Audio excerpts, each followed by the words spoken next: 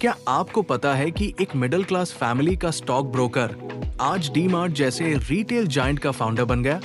ये है कहानी राधाकिशन दमानी की, एक ऐसे इंसान की जो स्टॉक मार्केट के एक क्वाइट इन्वेस्टर से सुपरमार्केट के किंग पिन बन गए। और क्या आप जानते हैं कि इनका एक इंटरेस्टिंग कनेक्शन था हर्षद मेहता के साथ? चलिए जानते हैं दमानी के सफर की कहानी, जो शुरू होती है एक छोटी सी जिंदगी से और बादल जाती है एक रिटेल एम्पायर में। राधाकिशन दमानी का जन्म 1954 में राजस्थान के बीकानेर शहर में एक मिडिल क्लास मारवाड़ी फैमिली में हुआ था। उनका बचपन एक आम मारवाड़ी घराने की तरह ही था, सिंपल और वैल्यूज से भरा हुआ। बाद में उनकी फैमिली मुंबई शिफ्ट हो गई नए अपॉर्चुनिटीज के लिए।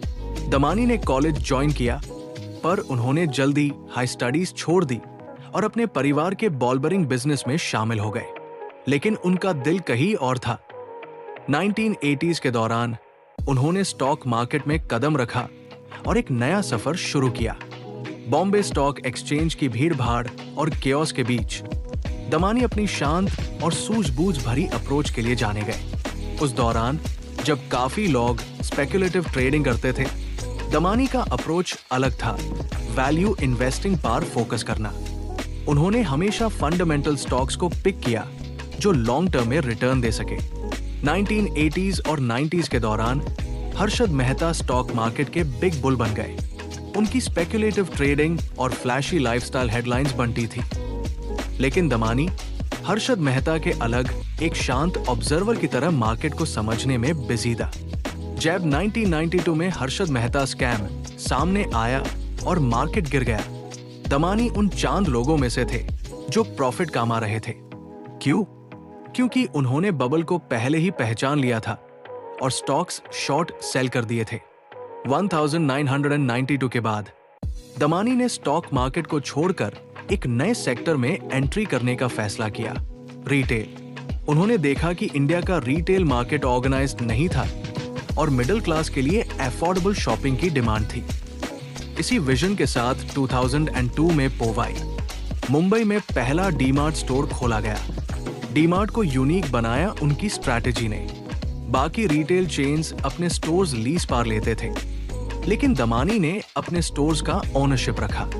इसका फायदा उन्हें ऑपरेशनल कॉस्ट्स में मिला, जो उन्होंने कस्टमर्स तक डिस्काउंट्स के रूप में पहुंचाया।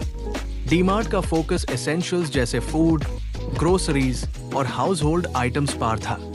ये सब चीज हाई टर्नओवर के लिए जानी जाती है। 2017 में डी-मार्ट की पेरेंट कंपनी एवेन्यू सुपरमार्ट्स का IPO लॉन्च हुआ और वो एक हिस्टोरिक सक्सेस बन गया। दमानी आज भी सिंप्लिसिटी के साथ जीते हैं। मीडिया से दूर रहना और स्पॉटलाइट अवॉइड करना उनकी पर्सनैलिटी का हिस्सा है। उनसे क्या सीख मिलती है? फंडामेंटल्स पर ध्यान दो, लंबी अवधि का सोचो, सिंप्लिसिटी में शक्ति है। उनका सफर हर्षद मेहता के सफर का अपोजिट था। जहां ग्रीड और स्पेक्युलेशन डाउनफॉल आता है, वही पेशेंस और वैल्यू ड्रिवन डिसीजंस एक लेगेसी क्रिएट करते हैं।